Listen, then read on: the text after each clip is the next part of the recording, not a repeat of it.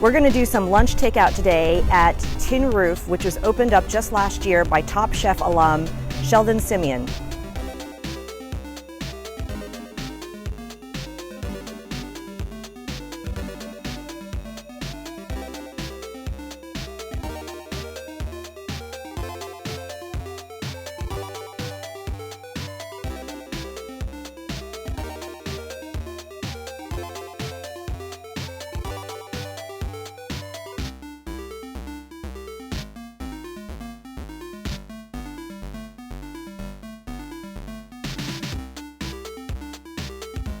Tin Roof had some fantastic looking desserts, including a birthday cake and a pano pie, but I'm going to forego those because a friend of a friend let me know that just down the street is this Maui Specialty Chocolates, which has fantastic mochi candies, and we're going to do that for dessert instead.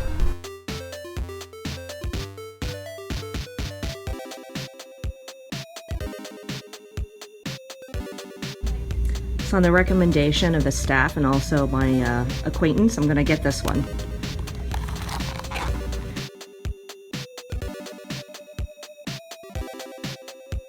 I was told that the restaurant was very small and that there was no seating, so I brought back all of the food to the hotel for us to eat.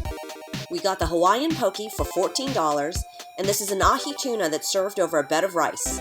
This looks delicious. The portions are pretty generous and the fish is super fresh.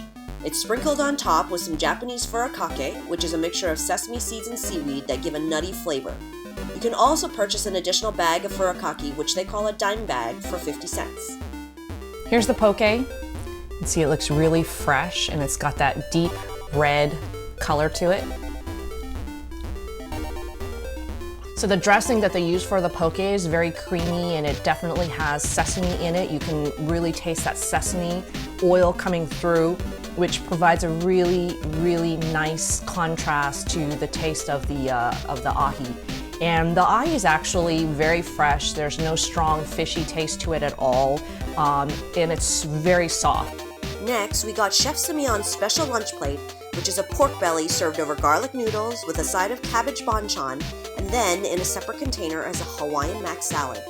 The pork is twice cooked, roasted then deep fried but still tender, and it's dressed with both a patis vinaigrette and a creamy banana sauce. It's then topped with a tomato onion lomi and furikake. The noodles also look fantastically good, and this egg looks perfectly cooked. They call this a 6-minute egg. It's done Japanese style and is firm on the outside with a gooey center. It's the hard-boiled version of a sunny side up.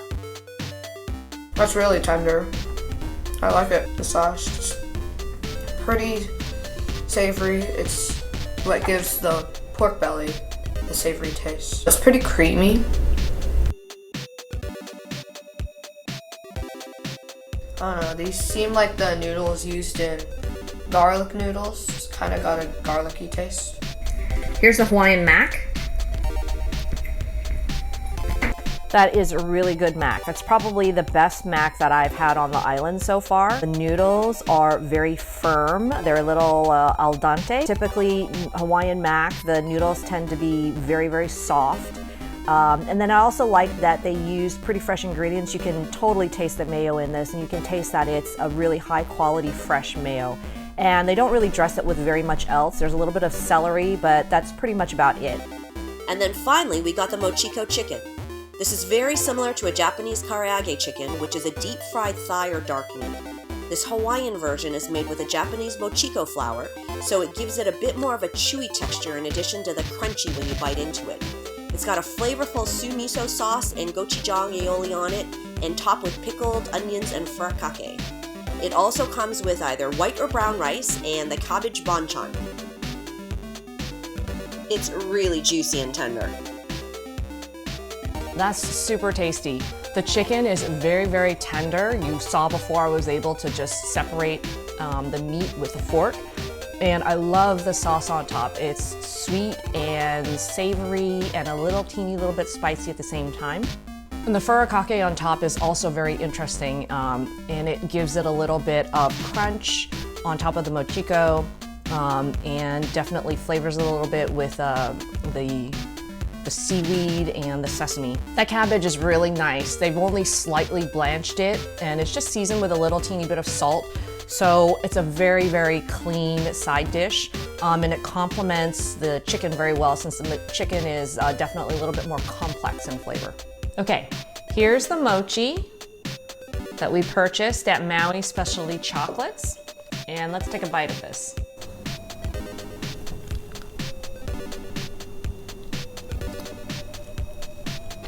That's very fresh. The mochi itself is very, very soft. And I love the filling. There's this combination of peanut butter and chocolate, so it tastes a little bit like a recess, like a Japanese recess. So for those of you who are not familiar with mochi, mochi is a traditional Japanese dessert, and it is made by taking glutinous or sweet rice and pounding it until it gains this doughy consistency. And because it is glutinous, it tends to be a lot stickier than actual wheat dough. And it's really good. It's slightly sweet. Traditionally, the Japanese fill it with all types of different fillings. Most common is azuki bean or red bean. And Maui Specialty Chocolates is filled it with different types of chocolates. And so you saw previously in the shop that they had the peanut butter and milk chocolate, which is what I'm trying now, as well as they had a dark chocolate truffle one as well too. That was our review on Tin Roof, and it is definitely typical of Hawaiian plate lunches, which are meant to be fast food, and I can totally see taking this out to the beach and enjoying it by the water. The great thing about the food at Tin Roof is that it really captures the essence of Hawaiian cooking. And the ingredients are fresh, really, really tasty, very good. And the dressing, I think, on all of the dishes really brought out that natural quality of the food. And it's not overly complicated or overly complex or overdressed in any way. If you are in the Central Maui area, definitely do drop by and pick up some Tin Roof. You will not regret it. Till next time, peace out, Geeksters.